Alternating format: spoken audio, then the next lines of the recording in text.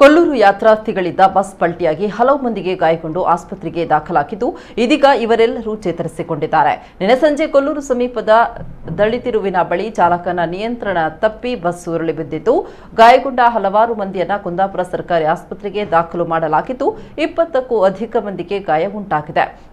ಕೊಲ್ಲೂರು ಪೊಲೀಸರು ಭೇಟಿ ನೀಡಿ ಗಾಯಾಳುಗಳನ್ನು ಆಸ್ಪತ್ರೆಗೆ ದಾಖಲಿಸಲು ನೆರವಾದರು. ಕೊಲ್ಲೂರು ಠಾಣೆಯಲ್ಲಿ ಪ್ರಕರಣ ದಾಖಲು ಮಾಡಲಾಗಿದೆ. ಇನ್ನು ಘಟನೆಗೆ ಬಸ್ ಚಾಲಕನ ಅಜಾಗರೂಕತೆ ಹಾಗೂ ನಿರ್ಲಕ್ಷ್ಯತನದ ಚಾಲನೆಯೇ ಕಾರಣ ಅಂತ ದೂರಲಾಗಿದೆ. ಬಸ್ಸಿನಲ್ಲಿ ದೂರುದಾರ ಬಂಡಾರಹಳ್ಳಿ ಗ್ರಾಮ, ಮುಳಬಾಗಿಲು ತಾಲೂಕು, ಕೋಲಾರ ಜಿಲ್ಲೆಯ ಬಿವಿ ಶಂಕರ್ ರೆಡ್ಡಿ.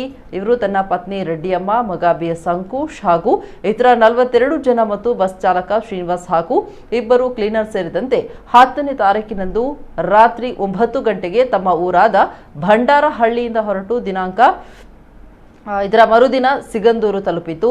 ಮಧ್ಯಾಹ್ನ ಅಲ್ಲಿಂದ ಕೊಲ್ಲೂರು ಕಡೆಗೆ ಹೊರಟು ಕೊಲ್ಲೂರು ಗ್ರಾಮದ ಸಮೀಪದ ಒಣ್ಕನ್ ಮೋರಿ ತಿರುವಿನಲ್ಲಿ ಆರೋಪಿ ಬಸ್ನ ಚಾಲಕನು ಅತಿ ವೇಗ ಹಾಗೂ ನಿರ್ಲಕ್ಷ್ಯತನದಿಂದ ಚಲಾಯಿಸಿ ಬಸ್ ಚಾಲಕನ ಹತೋಟಿ ತಪ್ಪಿ ರಸ್ತೆಯ ಎಡಬದಿಗೆ ಎಡಮಗ್ಗುಲಾಗಿ ಮಗುಚಿ ಬಿದ್ದ ಪರಿಣಾಮವಾಗಿ ಹಲವು ಮಂದಿ ಗಾಯಗೊಂಡು ಕುಂದಾಪುರ ಸರ್ಕಾರಿ ಆಸ್ಪತ್ರೆಯಲ್ಲಿ ದಾಖಲಾಗಿದ್ದಾರೆ ಅಂತ ದೂರಿನಲ್ಲಿ ತಿಳಿಸಿದ್ದಾರೆ.